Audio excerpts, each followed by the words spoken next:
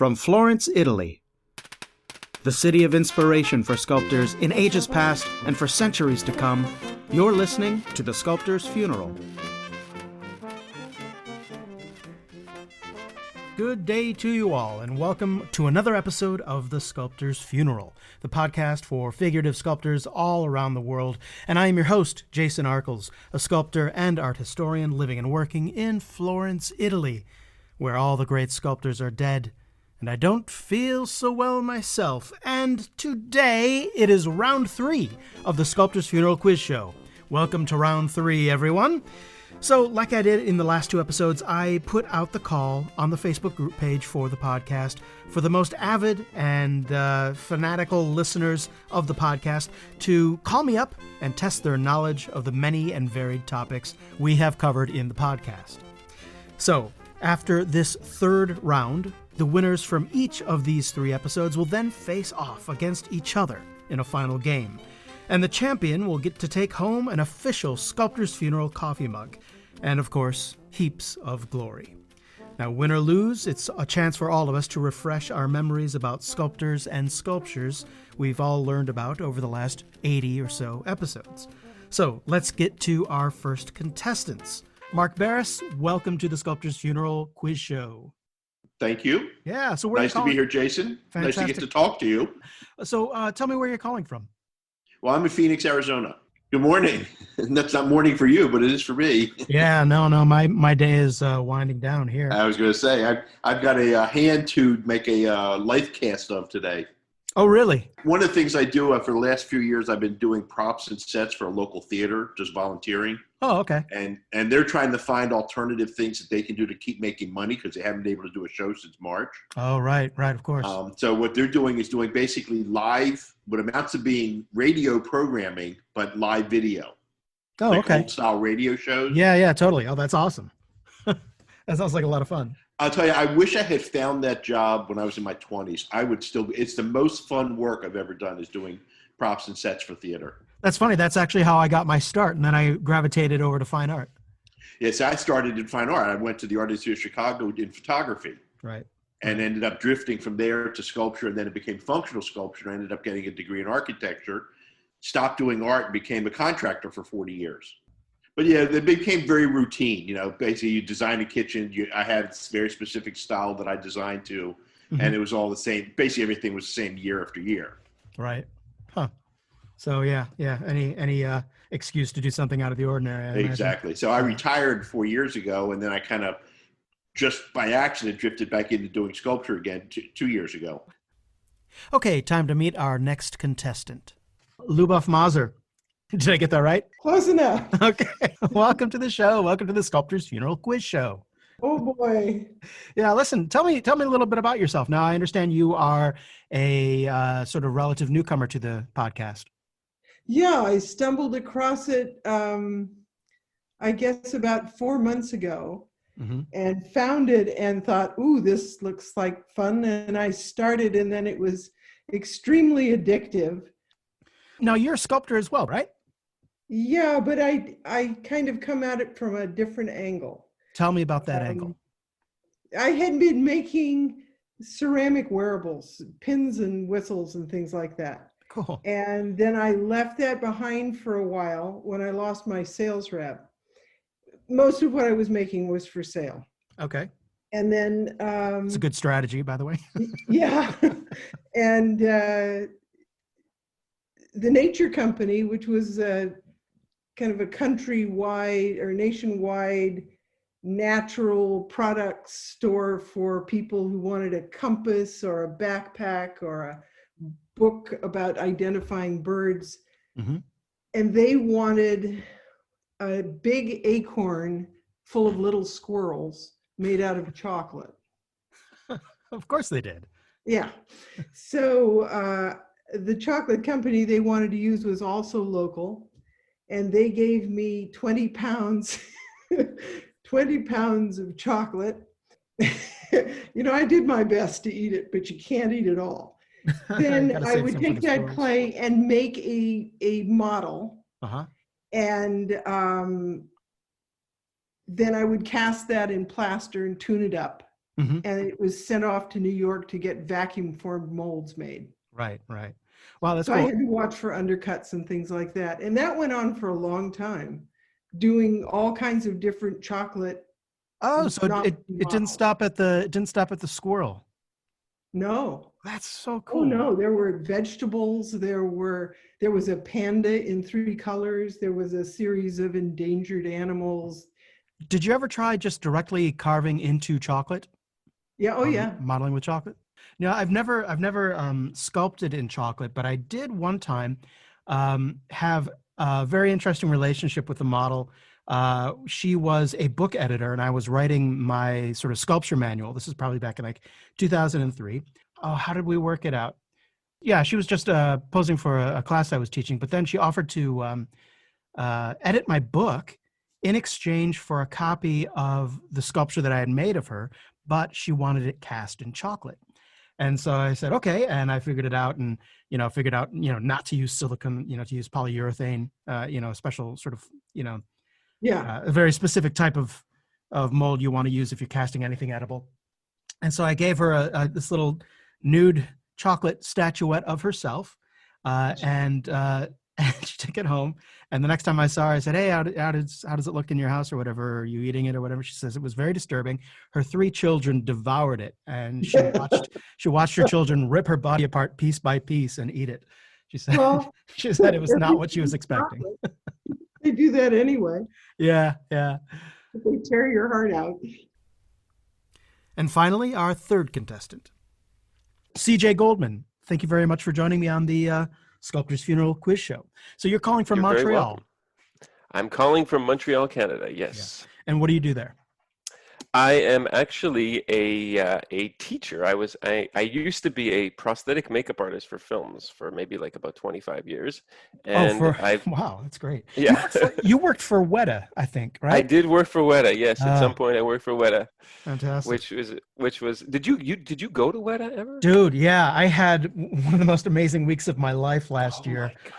Yeah, I went down to when you were working in Weta, did you go to New Zealand? Were you there in Wellington? Yeah, I was in New Zealand. Yeah. Okay. I was in Richard's shop, and so you probably did Richard hire it to kind of find you, or was it one of the sculptors? Yeah, it was actually, Gino Acevedo. It was Gino Acevedo. Oh wow. Yeah. So he was a fan of the podcast, and great. And then I have a friend who studied in Florence who now she's a painter and she lives in Wellington, and her husband works for Weta Digital.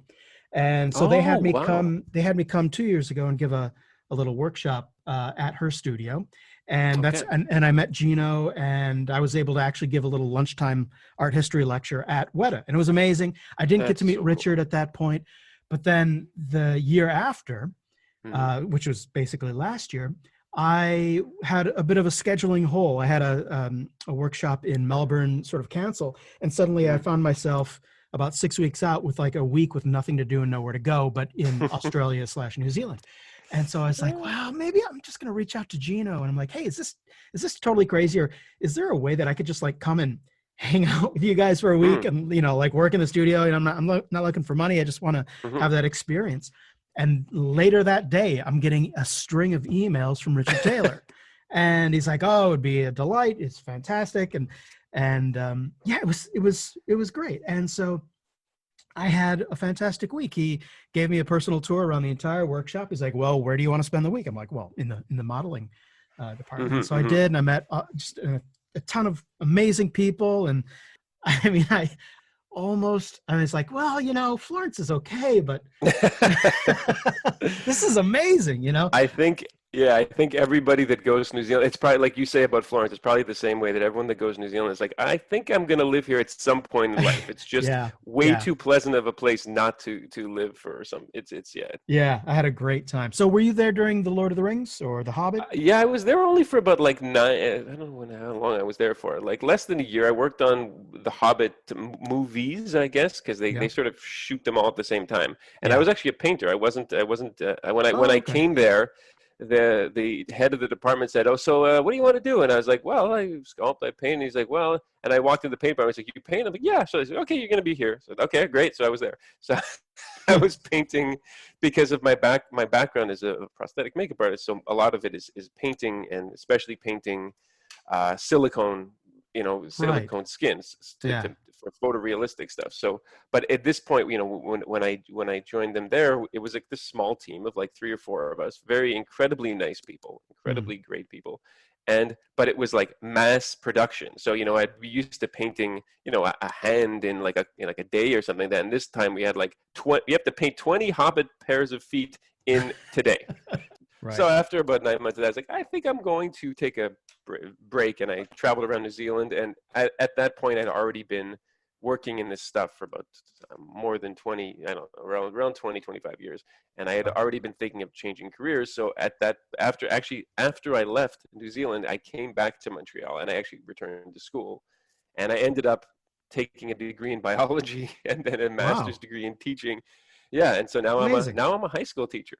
But actually I teach science and math, and I still do sculptures on the sides. And usually in every summer, I usually teach some workshop about sculpting or creature design. So I've kind of done that in the last couple of years, but not this year because, as you know, you can't really teach online sculpture. Yeah. I was supposed to be in Salisbury, England, teaching right now this week. All right. Well, we should probably get around to this quiz show here. Yes. Okay. Fantastic. Well, now, as you know, there's going to be a series of 7 questions, right? Yes. And they're multiple choice. That makes it easy. That's good. And the answers, of course, to all these questions can be found within the episodes of The Sculptor's Funeral. So if you've listened to them all, you'll have no problem. Now, for this first round of 7 questions, each correct answer is worth 1 point. Okay. All right. Well, are you ready to begin the quiz? Yeah, sure. I am ready to play. I know, but I will give it a shot. Fantastic. That's the attitude I like to hear. Okay, question number 1. Who reputedly said, "If they knew how hard I worked, they wouldn't call it genius"? Was it A, Michelangelo, B, Rodin, or C, Bernini? I'm going to take a shot at Rodin. Well, the other thing I'd have to go back on is the reason I didn't do Michelangelo initially, and I had read some of it. He was actually kind of my hero sculptor when I was a student. And I don't know a lot about Bernini, so I don't really have an opinion about where he would have been. I've never really done any background work on him. So, I still want to stick with Rodin, but it's probably Michelangelo. So which are you going to choose? I'm going to go with Rodin. Kind of a tricky one, right? Because they're all, the 3 greats. Michelangelo would never denigrate himself. I guess I'm going to guess Rodin. Final answer? Okay. It actually was Michelangelo. Really? Yeah. Yeah, I know. He, we don't know if he said it. He is reported to have said it. Well, then that question doesn't count, does it? I did say the question was who reputedly said. So okay. I covered my bases there. It's a hard question because all of them had quite large egos. Yeah, that's why I chose those 3. I'm going to go with B, Rodin. B, Rodin? I'm afraid not. I'm wrong. It was Michelangelo. Reputedly, yes. Which sounds uncharacteristically humble. Yes, especially that he sort of went out of his way to present himself as a genius. That's very okay. Yes, exactly. Well, good for him. I'm glad he was humble. Every so often. Yeah. So, question number 2. Which of the following did the sculptor Jean-Antoine Houdon not make a portrait bust of? Was it A, Napoleon, B, George Washington, or C, Abraham Lincoln? What were the 3 names again?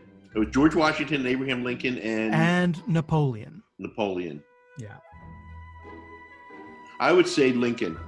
You are correct. Very good. Very good. Yeah, of course, Napoleon and George Washington were around at the end of the 18th, early 19th century. Right. And Lincoln was 60 years later. Exactly right. So, Was it A, Napoleon, B, George Washington, or C, Abraham Lincoln?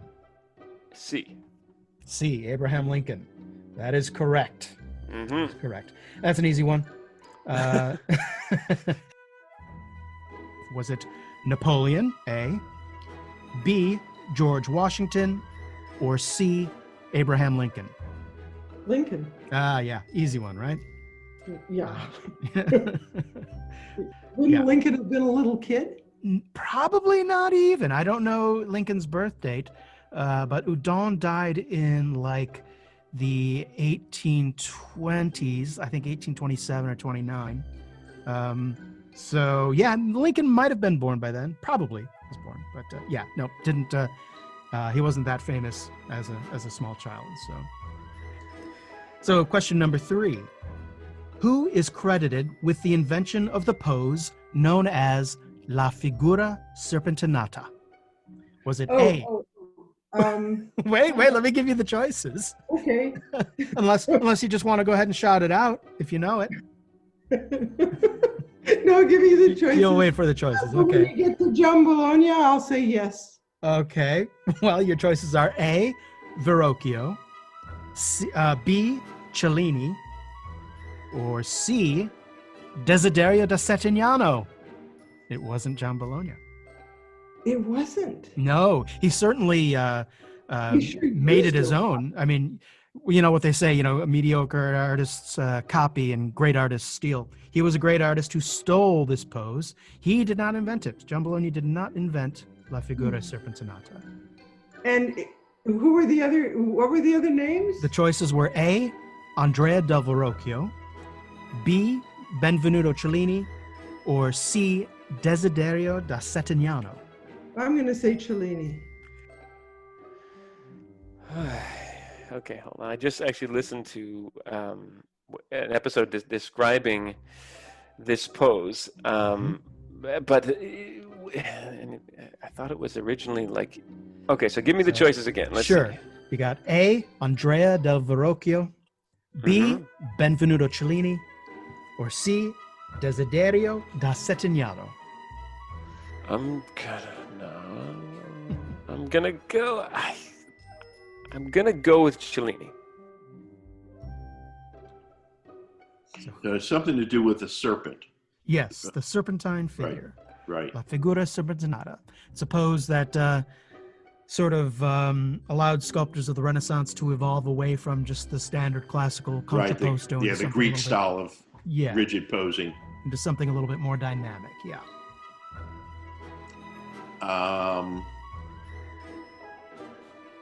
I was Verrocchio.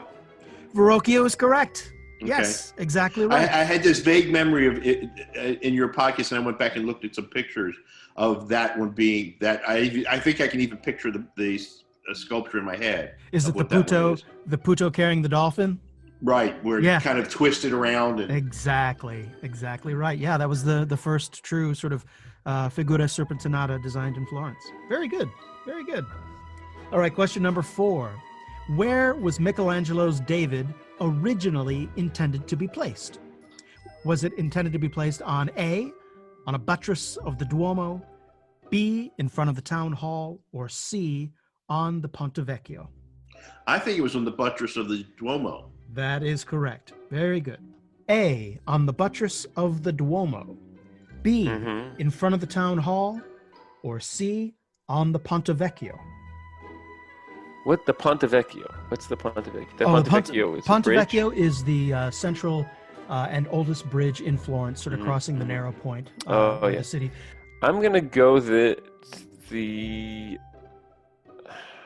Wasn't it meant to go on top of a church or of a cathedral? The first choice. The Duomo. The Duomo, which was in Florence. Yes, well, Duomo yes, that one. Yes. Okay. Yes. Duomo is just the word for cathedral in Italian. Right. I'm thinking the Duomo in Rome. I'm like, no, it's not there. Okay, yeah, the Duomo in Florence. Yes. That is correct. Yes, very good. On the buttress of the Duomo is where the David was originally intended to go, but they couldn't figure how to get it up there. And also, it just looked too good to be placed 100 feet up in the air. So this is true. Yeah, that would have been a very bad placing of it. Yeah, and so they then chose to place it in front of the town hall, the Palazzo Signoria. Mm-hmm. Where was Michelangelo's David originally intended to be placed? On the buttress of the Duomo. Your choices are A, on the buttress of the Duomo, B, in front of the town hall, or C, on the Ponte Vecchio. And yes, A is correct, on the buttress of the Duomo. Well, wasn't it out in front of the town hall for a while? Well, yeah, that's where it was finally placed. In the 19th century, they moved it into the Accademia Museum, and they replaced the David with a copy, which stands still in front of the town hall. Question number 5. Hiram Powers created a statue that was so popular, it toured the United States by train in the middle of the 19th century. Now, was this very popular statue called A, the Neapolitan Fisher Boy, B, the Greek Slave, or C, the Florentine Singer? The Greek Slave. The Greek Slave. B is correct. Yes. Okay, question number 5. Yeah. Hiram Powers created a statue that was so popular it toured the United States by train in the middle of the 19th century. Was that statue called the Neapolitan Fisher Boy, the Greek Slave, or the Florentine Singer? It was the slave. It was the Greek slave. Yes, indeed it was. Very good. The Greek Slave. Very, very controversial, popular, affecting and moving abolitionist sculpture. Yes. Yeah. Yes. Was this very famous statue called the Neapolitan Fisher Boy, the Greek Slave, or the Florentine Singer? God, I'm not even familiar with that at all. Even the artist, Powers, that doesn't even ring a bell. Hiram Powers, an American sculptor, one of the very first to come over to Europe to get trained in the European figurative tradition. Settled in Florence, is actually buried here. And in the middle of the 19th century, he created a work that was a game changer for how America looked at, certainly at how they looked at the nude in art. This is the statue that sort of made it acceptable. They realized, the power of the nude to convey emotion and pathos. Probably, if I were to take, I'd be taking a guess at Florentine Singer. I'm afraid it was the Greek Slave. Yes. No, the Greek Slave. It's was a piece showing sort of this very sort of classically inspired sort of female nude, sort of chained to a post. Not very violently, just sort of chained at the wrists, sort of thing. Like an Andromeda.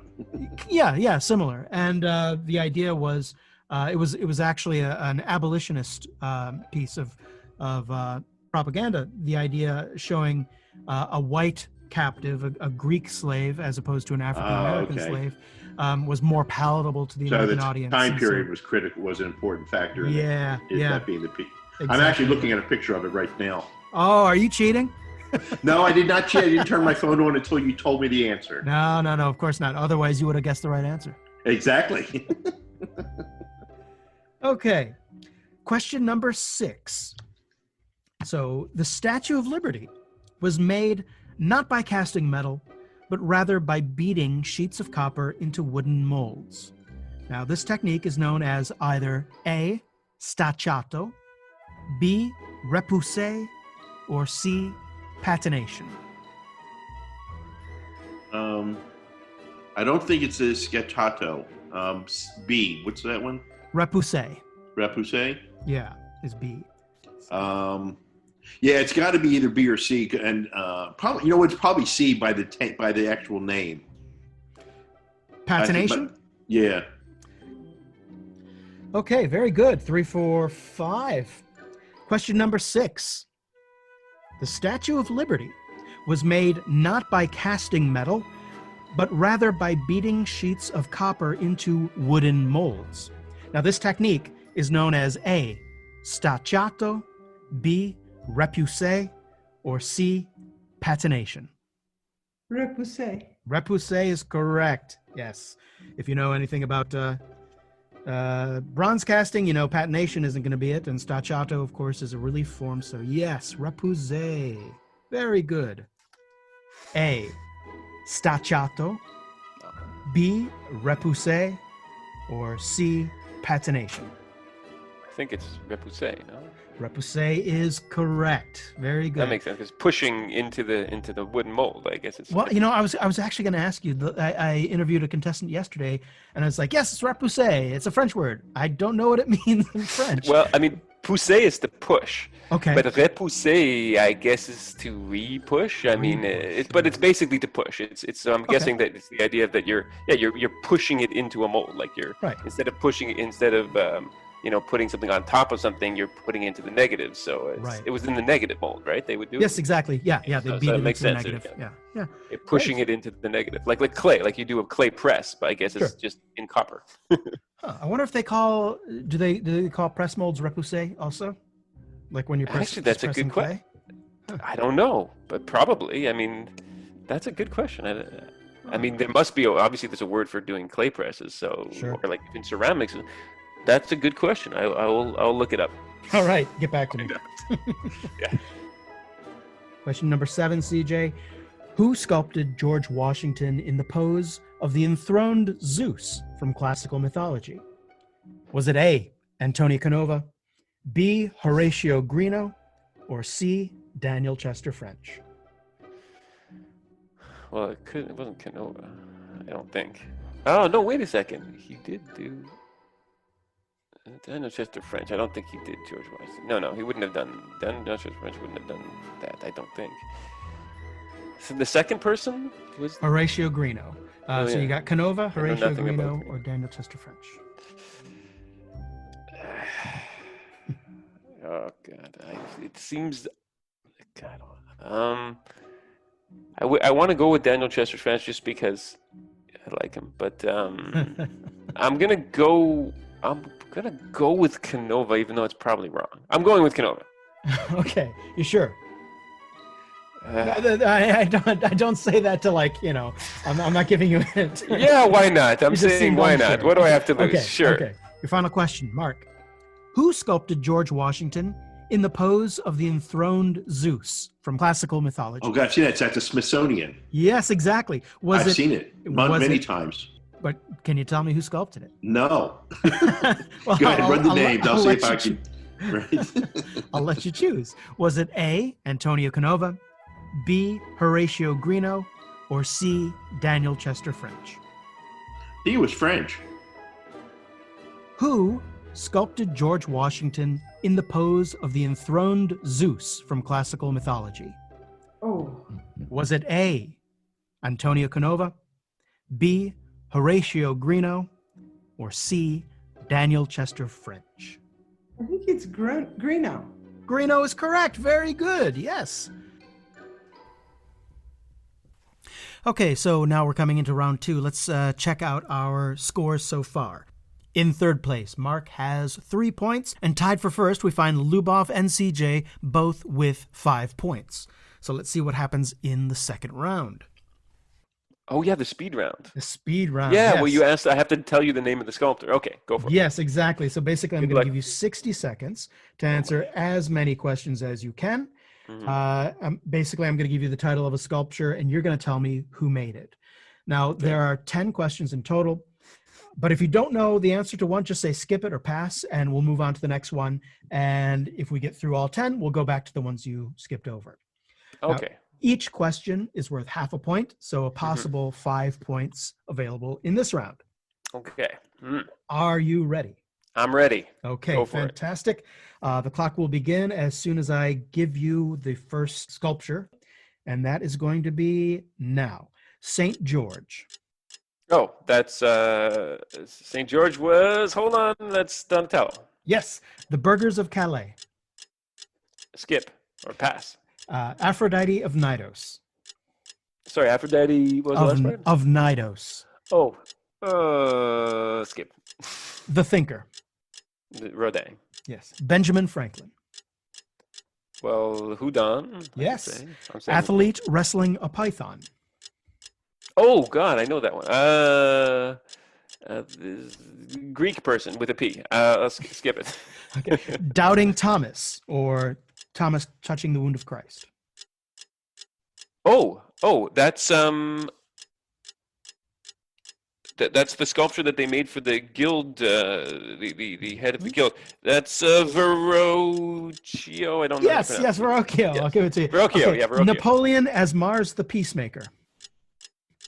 Napoleon as Mars the Peacemaker. I'm afraid that's all the time That's we it? have. Yes. Wow, that was fast. Yes. You did really well. You got 4 out of, I asked you 8. We didn't get to the last 2. You got 5 points on the first round. You got 4 correct answers on the second round for another 2 points, giving you a total of 7 points. Wow. Not bad. Not All bad. right. Mark Barris, the clock will begin right now. St. George.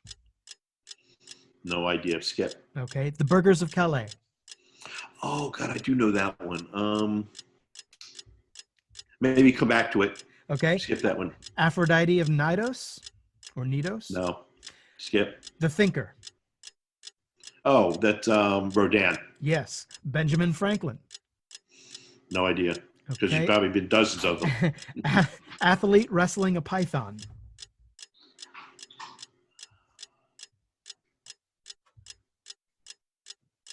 Skip Athlete, it. Okay. Yeah, and I'm trying to picture the sculpture. Doubting Thomas, or Thomas touching the wound of Christ. But I just read that. I just heard your podcast. They talked about that one too. I don't know. Okay. Napoleon as Mars the Peacemaker. Nope. Four Rivers Fountain. Nope.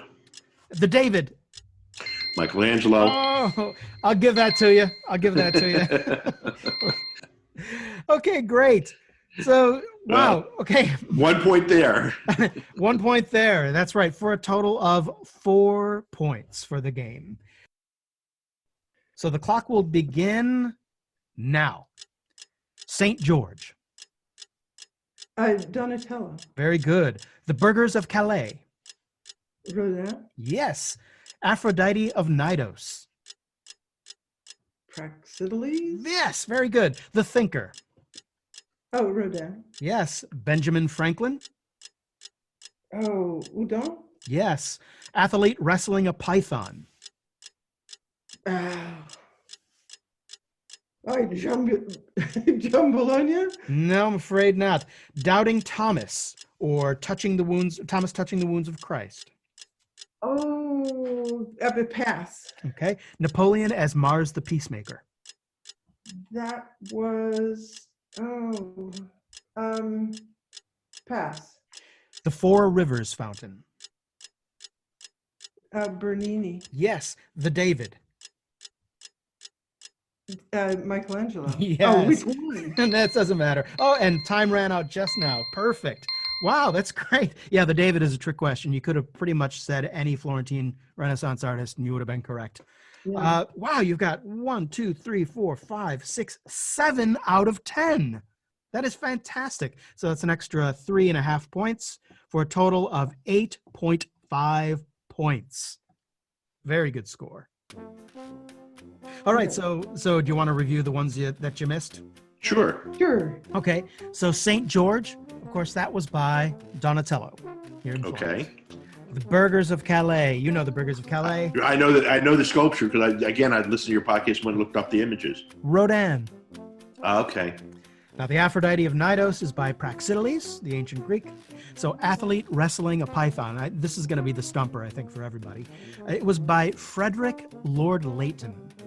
I don't even have him in my notes. He was, he would have made an appearance in the podcast about the new sculpture movement. He was sort of the godfather of the new sculpture movement. He himself was more known as a painter, but he was very influential with the Royal Academy in London and helped people like Alfred Gilbert and others get on their feet and get recognized for the work that they were doing in this sort of newer style of sculpture in Britain. Another one you missed was Doubting Thomas, or Thomas touching the wounds of Christ, and that was by our friend Andrea del Verrocchio. Yeah. And I was just looking at that too. Oh, okay. I couldn't remember the name. And with a total of 8.5 points, Lubov is this week's champion. She'll go on to challenge the other two winners in a final match. And that's it for round 3 of the quiz show, everyone. I really want to thank Mark and CJ, as well as Lubov, our winner, for playing and chatting with me this week. Excellent questioning. Oh, well, thank you very much. Thank you very much. I take pride in my questioning. And I Well, really thanks, Jason. Yeah, I want to thank fun. you. Yeah, great. It's great getting a chance to talk to you, too. Pleasure to meet you, sir. Yeah, all right. Well, maybe we'll do it in real life one day. And as always, thanks for listening, and have a productive week.